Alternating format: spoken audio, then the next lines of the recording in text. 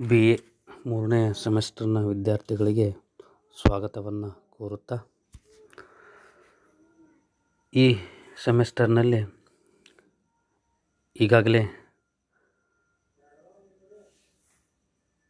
ಸಿಲೆಬಸ್ಸನ್ನು ನಾನು ಹಾಕಿದ್ದೀನಿ. ಇದರಲ್ಲಿ ಮೊದಲನೇ ಅಧ್ಯಾಯ ಏನಪ್ಪ ಅಂತಂದರೆ ಪೀಠಿಕೆ.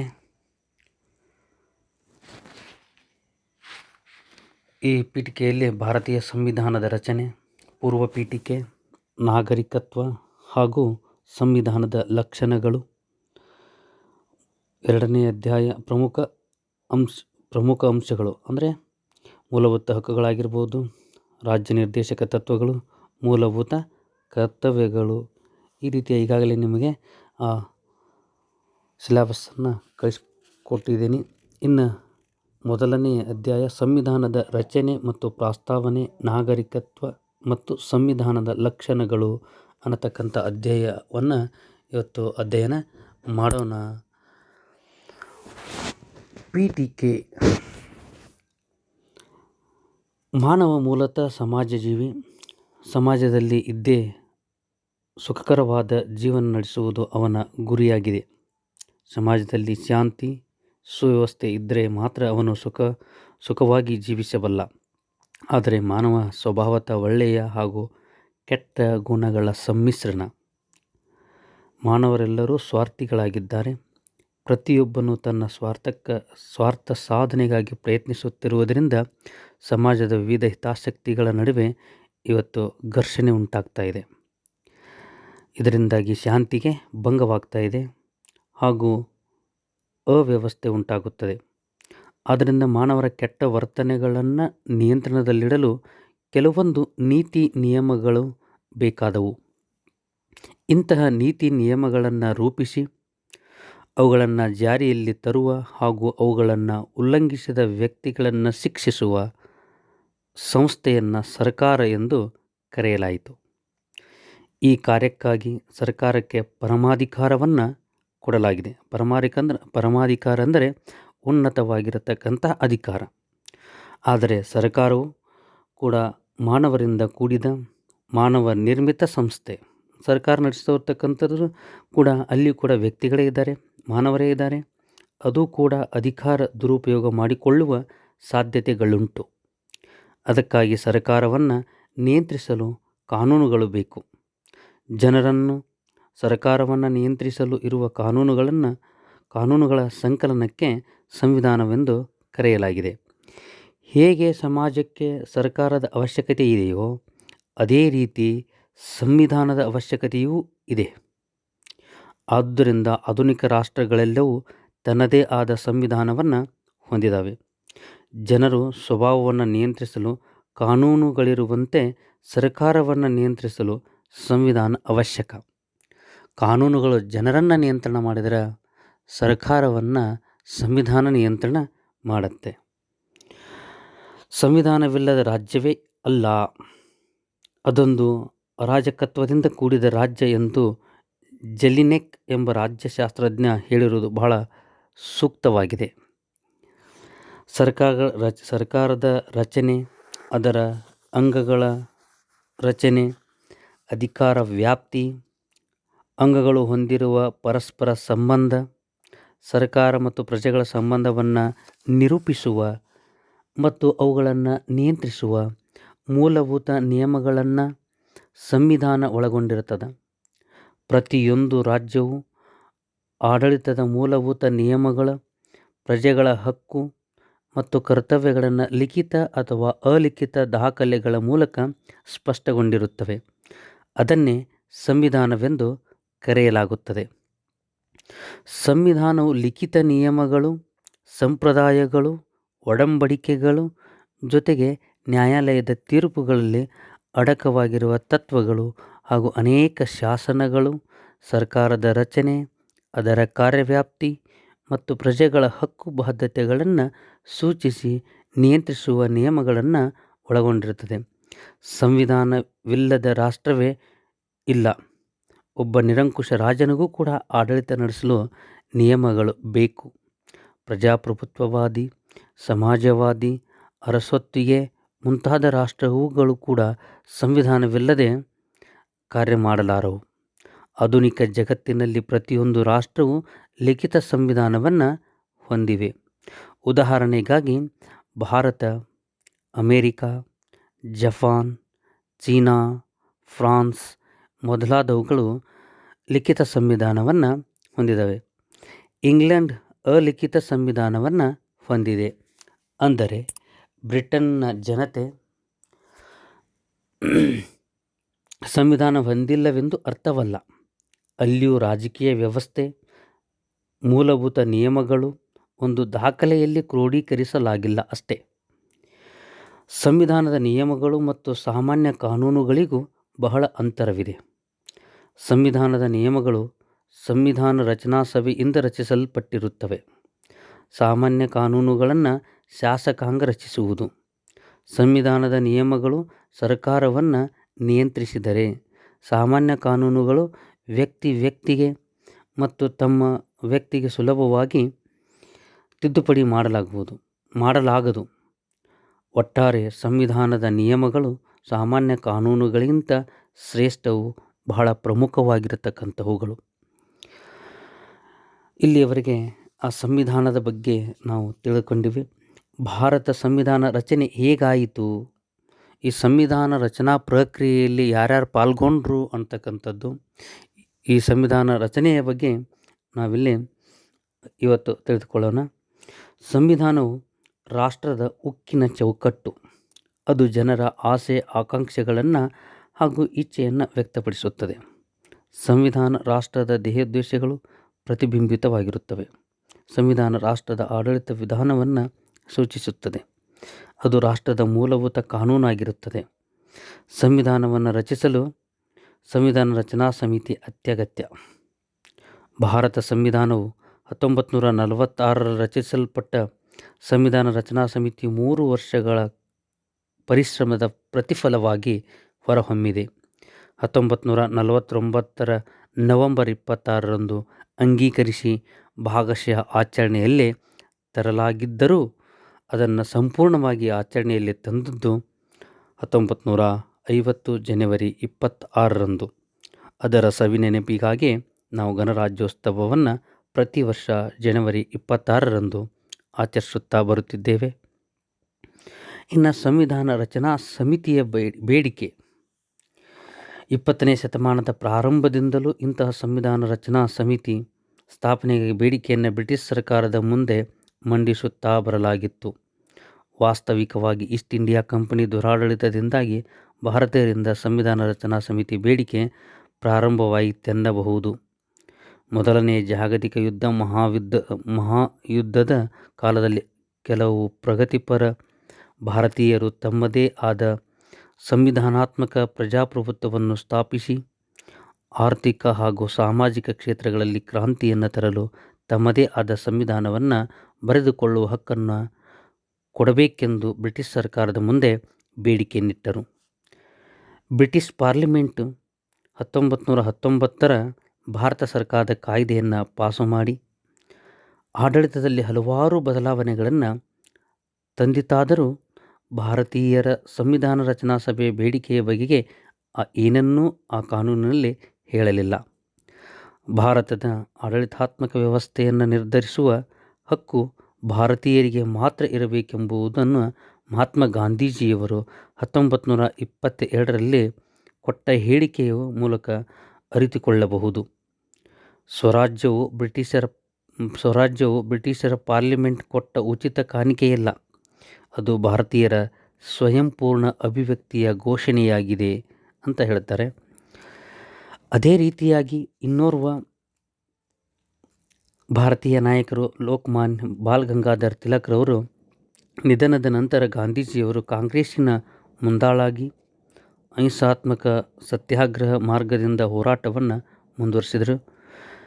ಜಲಿಯನ್ ವಾಲಾಬಾಗ್ ದುರಂತ, ಖಿಲಾಫತ್ ಚಳುವಳಿ ಹಾಗೂ ಮಹಾತ್ಮ ಗಾಂಧೀಜಿಯವರ ಅಸಹಕಾರ ಚಳುವಳಿಗಳು ವಿಷಮದ ಪರಿಸ್ಥಿತಿಗೆ ಕಾರಣವಾಗ್ತವೆ. ಸಂವಿಧಾನ ರಚನಾ ಸಮಿತಿ ಬೇಡಿಕೆ ಮತ್ತಷ್ಟು ಹೆಚ್ಚು ಪ್ರಬಲವಾಗುತ್ತಾ ನಡೆಯಿತು. 1934ರಲ್ಲಿ ಎನ್ ರಾಯ್ ಸಂವಿಧಾನ ರಚನಾ ಸಮಿತಿಯ ಬೇಡಿಕೆಗೆ ಸಲಹೆಯನ್ನು ಮಾಡಿದರು. ಅದನ್ನು ಸ್ವರಾಜ್ಯ ಪಕ್ಷವು ಅನುಮೋದಿಸಿತು. ಭಾರತದ ಆಡಳಿತದಲ್ಲಿ ಲೋಪದೋಷಗಳನ್ನು ಸರಿಪಡಿಸುವುದಕ್ಕಾಗಿ ನೇಮಕೊಂಡ ಸೈಮನ್ ಕಮಿಷನ್ ಅದರ ಸಲಹೆ ಮೇರೆಗೆ ಲಂಡನ್ ನಗರದಲ್ಲಿ 1930, 1931, 1932ರಲ್ಲಿ ಕರೆಯಲಾದ ದುಂಡು ಮೇಜಿನ ಪರಿಷತ್ತುಗಳು ವಿಫಲತೆಯಿಂದಾಗಿ ಬ್ರಿಟಿಷ್ ಪಾರ್ಲಿಮೆಂಟ್ 1935ರ ಭಾರತೀಯರ ಕಾಯ್ದೆಯನ್ನು ಪಾಸ್ ಮಾಡಿತು. 1935 ಭಾರತ ಸರ್ಕಾರ ಕಾಯ್ದೆಯನ್ನು ಪಾಸ್ ಮಾಡುತ್ತೆ. ಈ ಕಾಯ್ದೆಯು ಕೂಡ ಭಾರತೀಯರ ಸಂವಿಧಾನ ರಚನಾ ಸಭೆಯ ಬೇಡಿಕೆಯನ್ನು ಈಡೇರಿಸಲಿಲ್ಲ. 1938ರಲ್ಲಿ ಪಂಡಿತ್ ಜವಾಹರ್ಲಾಲ್ ನೆಹರು ಅವರು ಭಾರತೀಯರ ಸಂವಿಧಾನ ರಚನಾ ಸಮಿತಿಯ ಬೇಡಿಕೆಯನ್ನು ನಿರ್ದಿಷ್ಟವಾಗಿ ವ್ಯಕ್ತಪಡಿಸ್ತಾರೆ.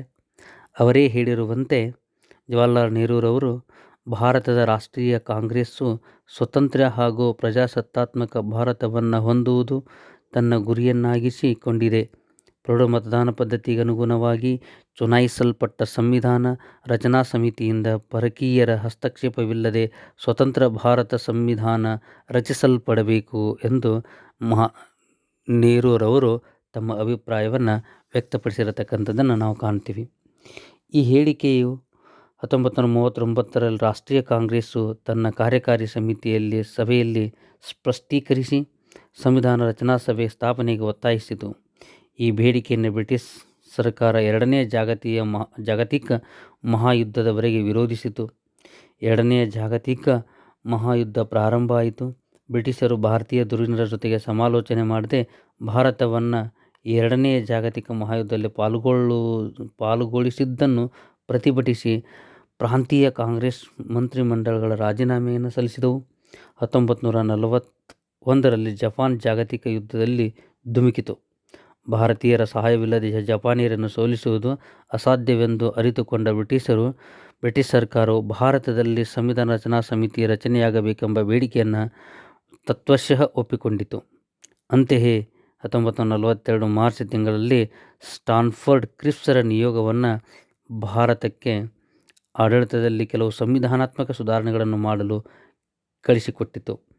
ಯುದ್ಧ ಮುಗಿದ ಕೂಡಲೇ ಚುನಾಯಿತ ಸದಸ್ಯರಿಂದ ಕೂಡಿದ ಸಂವಿಧಾನ ರಚನಾ ಸಭೆಯೊಂದನ್ನು ಸ್ಥಾಪಿಸಿ ಆ ಸಭೆ ಭಾರತದ ಸಂವಿಧಾನವನ್ನು ನಿರೂಪಿಸುವುದು ಎಂಬ ವಿಷಯವನ್ನು ಹೊರತುಪಡಿಸಿ ಕ್ರಿಪ್ಸ್ ಯೋಜನೆ ಉಳಿದ ಯಾವ ಅಂಶವೂ ಸ್ವೀಕಾರಕ್ಕೆ ಯೋಗ್ಯವಾಗಿರಲಿಲ್ಲ.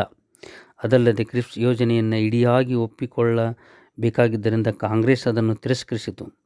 ಮುಸ್ಲಿಂ ಲೀಗ್ ಸಹ ಕ್ರಿಪ್ಸ್ ಯೋಜನೆಯನ್ನು ತಿರಸ್ಕರಿಸಿತು.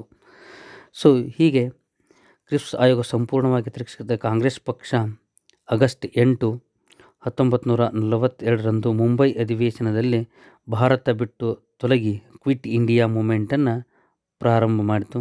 ಅದಕ್ಕನುಗುಣವಾಗಿ ಸಮುದಾಯ ಕಾನೂನು ಭಂಗ ಚಳುವಳಿ ಪ್ರಾರಂಭವಾಯಿತು. ಚಳುವಳಿ ದೇಶಾದ್ಯಂತ ಹರಡಿತು. ಸಾವಿರಾರು ಜನರ ಜೈಲಿಗೆ ಹಾಕಲಾಯಿತು. ಕ್ರಿಪ್ಸ್ ಯೋಜನೆಯಲ್ಲಿ ಕೆಲವು ಸುಧಾರಣೆಗಳನ್ನು ಮಾಡಿ ಓವೆಲ್ ಯೋಜನೆಯನ್ನು ಭಾರತೀಯರ ಮುಂದೆ ಇಡಲಾಯಿತು. ಹೀಗೆ ಭಾರತೀಯ ರಾಷ್ಟ್ರೀಯ ಕಾಂಗ್ರೆಸ್ ತಿರಸ್ಕರಿಸಿದ ಭಾರತ ಬಿಟ್ಟು ತೊಲಗಿರಿ ಆಂದೋಲನವನ್ನು ಮುಂದುವರಿಸಿತು.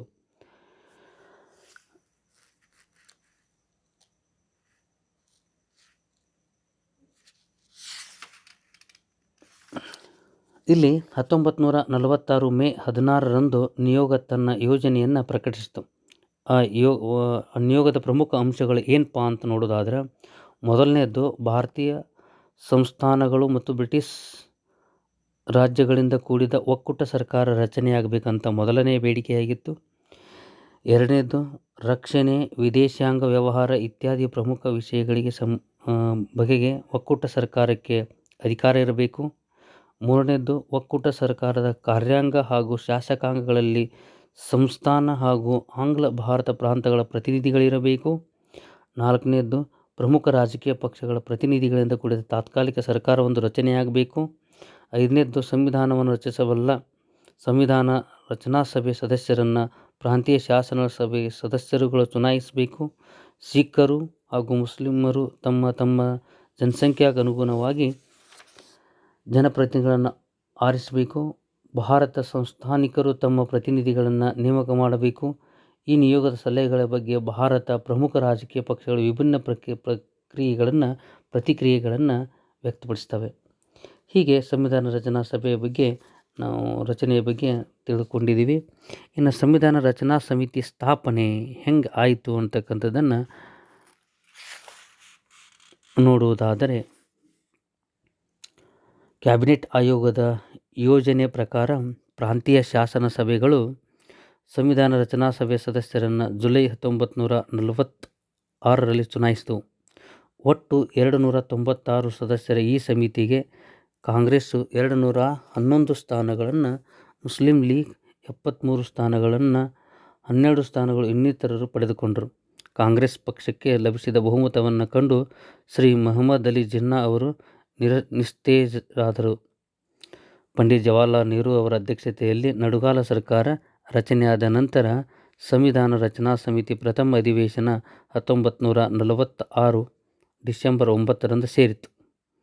ಈ ಸಂವಿಧಾನ ರಚನಾ ಸಮಿತಿ ಸಾರ್ವಭೌಮ ಸಂಸ್ಥೆಯಾಗಿರಲಿಲ್ಲ, ಏಕೆಂದರೆ ಅದು ಕ್ಯಾಬಿನೆಟ್ ಆಯೋಗದ ಚೌಕಟ್ಟಿನಲ್ಲಿ ಕಾರ್ಯ ಮಾಡಬೇಕಾಗಿತ್ತು. ಅದಲ್ಲದೆ ಅದರ ಸದಸ್ಯರುಗಳು ಪ್ರಾಂತೀಯ ಶಾಸನ ಸಭೆಗಳ ಸದಸ್ಯರಿಂದ ಅಪ್ರತ್ಯಕ್ಷವಾಗಿ ಚುನಾಯಿಸಲ್ಪಟ್ಟಿದ್ದರು.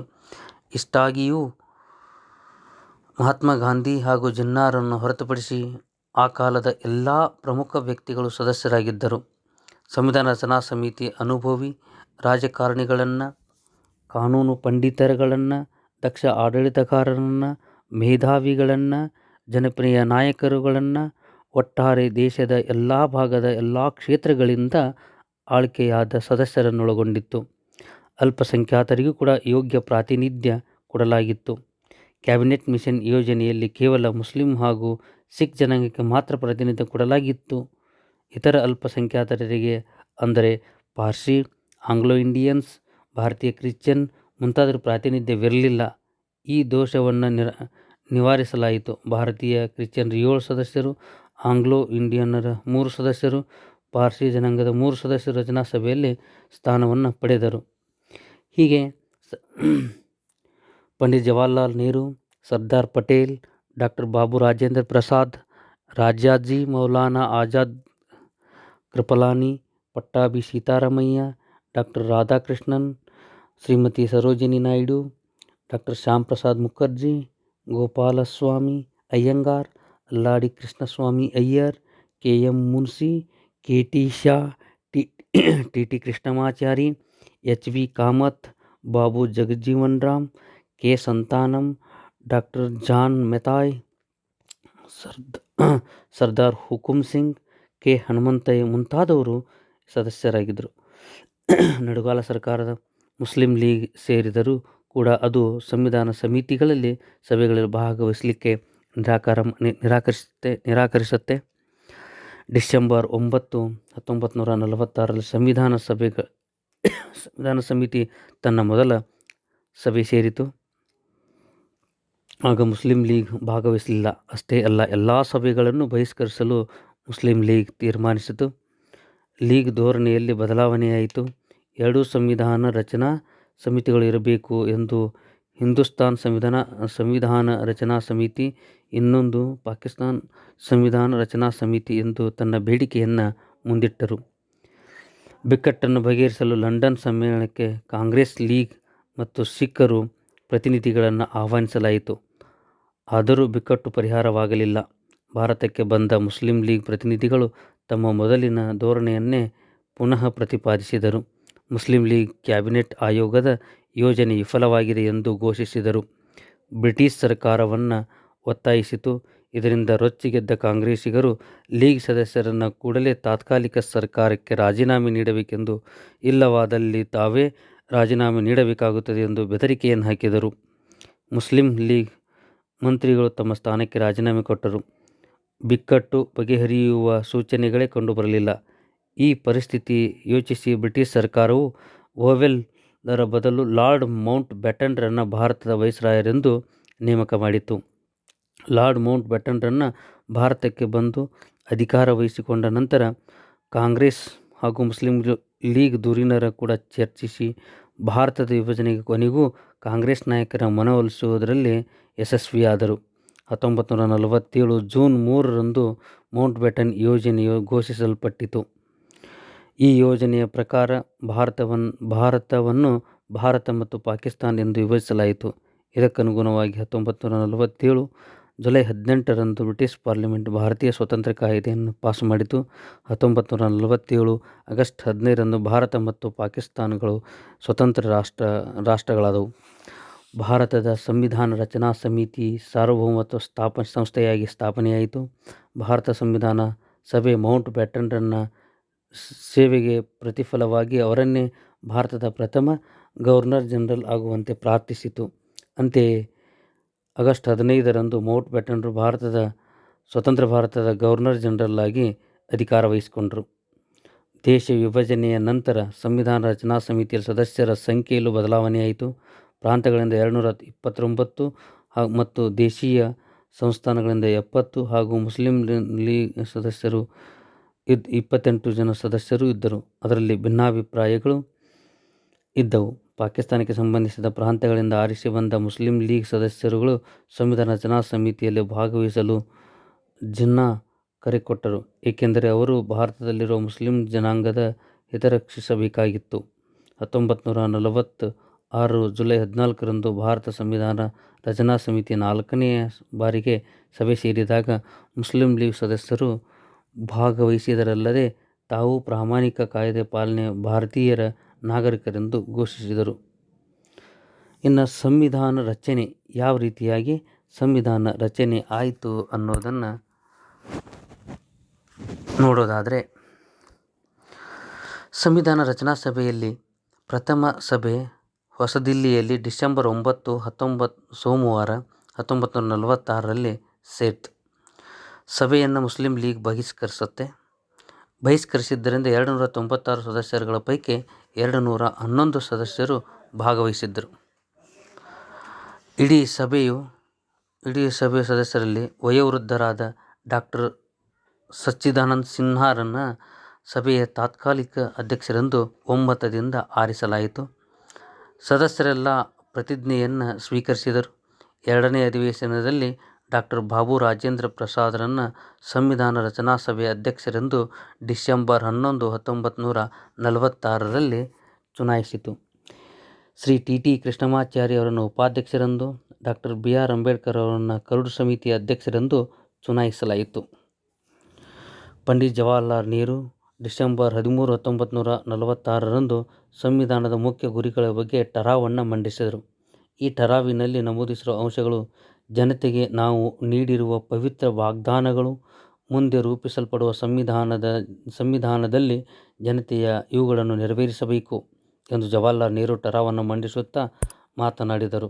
ಸಂವಿಧಾನ ರಚನಾ ಸಭೆ 8 ಪ್ರಮುಖ ಉಪಸಮಿತಿಗಳನ್ನಲ್ಲದೆ ಇನ್ನೂ ಅನೇಕ ಪ್ರಮುಖ ಸಮಿತಿಗಳನ್ನು ಹೊಂದಿತ್ತು. ಅವುಗಳಲ್ಲಿ ಪ್ರಮುಖವಾದವುಗಳೆಂದರೆ ಸಮಿತಿಗಳನ್ನು ನಾವು ನೋಡುವುದಾದರೆ, ಮೊದಲನೇದ್ದು ಚಾಲಕ ಸಮಿತಿ, ಎರಡನೇದ್ದು ನಿಯಮ ರಚನಾ ಸಮಿತಿ, ಮೂರನೇದ್ದು ಸಲಹಾ ಸಮಿತಿ, ನಾಲ್ಕನೇದ್ದು ಕರಡು ಪ್ರತಿ ಸಿದ್ಧಪಡಿಸುವ ಸಮಿತಿ, ಕೇಂದ್ರ ಕರಡು ಸಮಿತಿ ಅಂದರೆ ಡ್ರಾಫ್ಟಿಂಗ್ ಕಮಿಟಿ, ಅಂಬೇಡ್ಕರ್ ಅವರು ಈ ಸಮಿತಿಯ ಅಧ್ಯಕ್ಷರಾಗಿದ್ದರು. ಐದನೇದ್ದು ಕೇಂದ್ರ ವಿಷಯಗಳ ಸಮಿತಿ, ಆರನೇದ್ದು ಕೇಂದ್ರ ಸಂವಿಧಾನ ಸಮಿತಿ, ಏಳನೇದ್ದು ಪ್ರಾಂತೀಯ ಸಂವಿಧಾನ ಸಮಿತಿ, ಎಂಟನೇದ್ದು ಸಂಸ್ಥಾನಗಳ ಸಮಿತಿ, ಒಂಬತ್ತನೇದು ಆರ್ಥಿಕ ಮತ್ತು ಸಿಬ್ಬಂದಿ ಸಮಿತಿ, 10 ಕ್ರೆಡೆನ್ಸಿಯಲ್ ಸಮಿತಿ, 11 ಸದನ ಸಮಿತಿ, 12 ಪ್ರೆಸ್ ಗ್ಯಾಲರಿ ಸಮಿತಿ, 13 ಆರ್ಡರ್ಸ್ ಆಫ್ ಬಿಸಿನೆಸ್ ಸಮಿತಿ, 14 ಹಿಂದಿ ಭಾಷಾಂತರ ಸಮಿತಿ, 15 ಉರ್ದು ಭಾಷಾಂತರ ಸಮಿತಿ, 16 ಭಾರತ ಸ್ವಾತಂತ್ರ್ಯ ಕಾಯ್ದೆಯನ್ನು ಪರಿಣಾಮವನ್ನು ಪರಿಶೀಲಿಸುವ ಸಮಿತಿ, 17 ಹಣಕಾಸು ಸಮಿತಿ, 18 ಚೀಫ್ ಕಮಿಷನರ್ ಪ್ರಾಂತ್ಯಗಳ ಸಮಿತಿ, 19 ಕರಡು ಸಂವಿಧಾನ ಪರಿಶೀಲನಾ ವಿಶೇಷ ಸಮಿತಿ, 20 ಅಡ್ ಹಾಕ್ ಕಮಿಟಿ ಆನ್ ನ್ಯಾಷನಲ್ ಫ್ಲಾಗ್, 21 ಅಡ್ ಹಾಕ್ ಕಮಿಟಿ ಆನ್ ಸುಪ್ರೀಂ ಕೋರ್ಟ್, 22 ಭಾಷಾವಾರು ಪ್ರಾಂತಗಳ ಸಮಿತಿ. ಹೀಗೆ ಸಂವಿಧಾನ ರಚನಾ ಕಾರ್ಯದಲ್ಲಿ 22 ಸಮಿತಿಗಳು ಕಾರ್ಯನಿರ್ವಹಿಸಿರತಕ್ಕಂಥದ್ದನ್ನು ನಾವು ಕಾಣ್ತೀವಿ. ಜವಾಹರಲಾಲ್ ನೆಹರು, ಸರ್ದಾರ್ ಪಟೇಲ್, ಡಾ. ಬಾಬು ರಾಜೇಂದ್ರ ಪ್ರಸಾದ್ ಈ ಮೂವರಲ್ಲಿ ಒಬ್ಬರು ಸಮಿತಿಗಳ ಅಧ್ಯಕ್ಷರಾಗುತ್ತಿದ್ದರು. ಸಂವಿಧಾನ ರಚನಾ ಸಭೆಯ ಅಧಿವೇಶನಗಳು ವಿವಿಧ ಹಂತಗಳಲ್ಲಿ ನಡೆದು ವಿವಿಧ ಉಪಸಮಿತಿಗಳು ಸಲ್ಲಿಸಿದ ವರದಿಗಳ ಆಧಾರದ ಮೇಲೆ ಚರ್ಚಿಸಿ ಒಂದು ಬೃಹತ್ ಗಾತ್ರದ ಸಂವಿಧಾನವನ್ನು ರಚನೆ ಮಾಡಿರ್ತಕ್ಕಂಥದ್ದನ್ನು ನಾವು ಕಾಣ್ತೀವಿ. ಸಂವಿಧಾನಕ್ಕೆ ಒಂದು ಅಂತಿಮ ರೂಪವನ್ನು ಕೊಡಲಿಕ್ಕೆ ಉಪಸಮಿತಿಗಳ ವರದಿಗಳನ್ನು ಕರಡು ಸಮಿತಿಗೆ ಒಪ್ಪಿಸಲಾಯಿತು.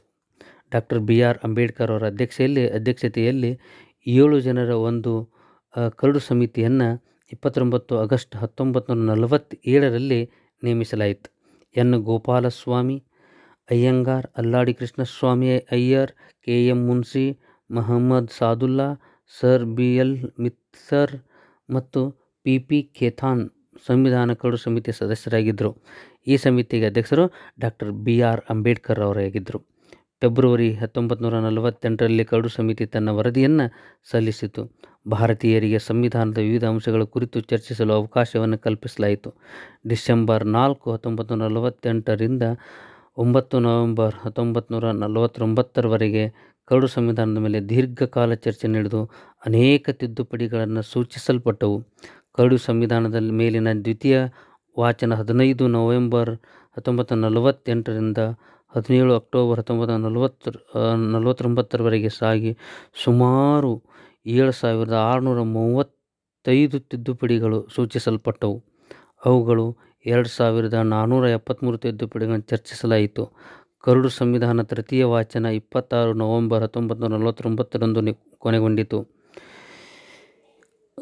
ಕರಡು ಸಮಿತಿಯಲ್ಲಿ ಮತ್ತು ಸಂವಿಧಾನ ರಚನಾ ಸಮಿತಿಯಲ್ಲಿ ಡಾಕ್ಟರ್ ಅಂಬೇಡ್ಕರ್ ಪಾತ್ರ ಬಹಳ ಮಹತ್ವವಾಗಿದ್ದು, ಅವರು ಕೊಡುತ್ತಿದ್ದ ಸ್ಪಷ್ಟೀಕರಣ ಮತ್ತು ವಿವರಗಳು ಎಲ್ಲ ಸದಸ್ಯರ ಗಮನವನ್ನು ಸೆಳೀತಾ ಇದ್ದವು. ಅವರ ಅಮೂಲ್ಯ ಸೇವೆಯನ್ನು ಗಮನಿಸಿ ಅವರನ್ನು ಸಂವಿಧಾನ ಶಿಲ್ಪಿ, ಸಂವಿಧಾನ ಪಿತಾಮಹ ಎಂದು ಕರೆಯಲಾಗಿದೆ. Pandit Jawaharlal Nehru, Vallabhbhai Patel, Maulana Abdul Kalam Azad, HV Kamath, K Santhanam, HN Kunzru, KT Shah, ಅಲ್ಲಾಡಿ Krishnaswami Iyer, TT Krishnamachari, KM Munshi, S Radhakrishnan ಮುಂತಾದವರು ರಚನಾತ್ಮಕ ಕಾರ್ಯನಿರ್ವಹಿಸಿದರು. ಸಂಸ್ಥಾನಗಳ ಪ್ರತಿನಿಧಿಗಳಾಗಿ CP Ramaswamy Iyer, K Hanumanthaiah, S Nijalingappa, N Madhavrao Bahadur ಭಾಗವಹಿಸಿದರು. ಇವರಲ್ಲದೆ 15 ಜನ ಮಹಿಳಾ ಪ್ರತಿನಿಧಿಗಳು ಇದ್ದರು. ಅವರಲ್ಲಿ ಪ್ರಮುಖರೆಂದರೆ ಶ್ರೀಮತಿ ಹನ್ ಮೆಹ್ತಾ, ಶ್ರೀಮತಿ ಸುಚೇತಾ ಕೃಪಲಾನಿ, ಶ್ರೀಮತಿ ವಿಜಯಲಕ್ಷ್ಮಿ ಪಂಡಿತ್, ಶ್ರೀಮತಿ ಅಮೃತಾ ಕೌರ್ ಹಾಗೂ ಸರೋಜಿನಿ ನಾಯ್ಡು ಇವರು. ಸಂವಿಧಾನ ರಚನಾ ಸಮಿತಿ ಒಟ್ಟು 11 ಅಧಿವೇಶನಗಳನ್ನು ನಡೆಸಿತು. ಸಂವಿಧಾನ ರಚನಾ ಸಭೆ ಸಂವಿಧಾನವನ್ನು ರಚಿಸಲು ತೆಗೆದುಕೊಂಡ ಸಮಯವನ್ನು ನಾವು ನೋಡುವುದಾದರೆ, ಕಾಲಾವಧಿಯನ್ನು ನೋಡುವುದಾದರೆ 2 ವರ್ಷ 11 ತಿಂಗಳು 18 ದಿನಗಳು ಬೇಕಾದವು ನಮ್ಮ ಈ ಬೃಹತ್ ಗಾತ್ರದ ಸಂವಿಧಾನವನ್ನು ರಚಿಸಲಿಕ್ಕೆ. ಡಾಕ್ಟರ್ ಬಾಬು ರಾಜೇಂದ್ರ ಪ್ರಸಾದ್ರವರು ಸಂವಿಧಾನ ಕರಡು ಸಮಿತಿ ಸದಸ್ಯರಾಗಿರಲಿಲ್ಲ. ಆದರೂ ಅವರು ಸಂವಿಧಾನ ರಚನಾ ಸಮಿತಿಯಲ್ಲಿ ಅತಿ ಗೌರವಯುತವಾಗಿ ಹಾಗೂ ನಿಷ್ಪಕ್ಷಪಾತವಾಗಿ ನಡೆದುಕೊಂಡು ಬಂದರು. ಎಲ್ಲರಿಗೂ ತಮ್ಮ ವಿಚಾರಗಳನ್ನು ವ್ಯಕ್ತಪಡಿಸಲು ಸಮಾನವಾದ ಅವಕಾಶವನ್ನು ಕೊಟ್ಟಿದ್ದರಲ್ಲದೆ ಎಲ್ಲ ಅಧಿವೇಶನಗಳಲ್ಲೂ ಸುವ್ಯವಸ್ಥತೆಯನ್ನು ಕಾಪಾಡಿಕೊಂಡು ಬಂದರು. ಕೇವಲ ಅಧ್ಯಕ್ಷರಾಗಿ ಕಾರ್ಯ ಮಾಡದೆ ಸಂದರ್ಭಕ್ಕನುಸಾರವಾಗಿ ಚರ್ಚೆಯಲ್ಲಿ ಭಾಗವಹಿಸ್ತಾ ಇದ್ದರು. ಅಂತಿಮವಾಗಿ 22 ಅಧ್ಯಾಯಗಳನ್ನು, 395 ಕಲಮುಗಳನ್ನು, 8 ಅನುಸೂಚಿಗಳನ್ನೊಳಗೊಂಡ ಸಂವಿಧಾನ 26 ನವೆಂಬರ್ 1949ರಂದು ಅಧ್ಯಕ್ಷರ ಅಂಕಿತದೊಂದಿಗೆ ಅಂಗೀಕರಿಸಿ ಶಾಸನವನ್ನಾಗಿ ಮಾಡಲಾಯಿತು. ಪ್ರಸ್ತುತ 25 ಅಧ್ಯಾಯಗಳು, 465 ಕಲಮುಗಳು, 12 ಅನುಸೂಚಿಗಳಿವೆ. ಆದರೆ ಸಂವಿಧಾನ 1950ರಂದು ನಡೆದು ಡಾಕ್ಟರ್ ಬಾಬು ರಾಜೇಂದ್ರ ಪ್ರಸಾದ್ರನ್ನು ಭಾರತದ ಪ್ರಥಮ ರಾಷ್ಟ್ರಾಧ್ಯಕ್ಷರೆಂದು ಒಮ್ಮತದಿಂದ ಆಯ್ಕೆ ಮಾಡಲಾಯಿತು. ಭಾರತವು ಪ್ರಜಾಸತ್ತಾತ್ಮಕ ಗಣರಾಜ್ಯವಾಗಿ ಇಡೀ ಜಗತ್ತಿನಲ್ಲೇ ಬೃಹತ್ ಗಾತ್ರದ ಪ್ರಜಾಪ್ರಭುತ್ವ ರಾಷ್ಟ್ರವಾಗಿ ಉದಯವಾಯಿತು ಅನ್ನತಕ್ಕಂಥದ್ದನ್ನು ನಾವು ಕಾಣ್ತೀವಿ.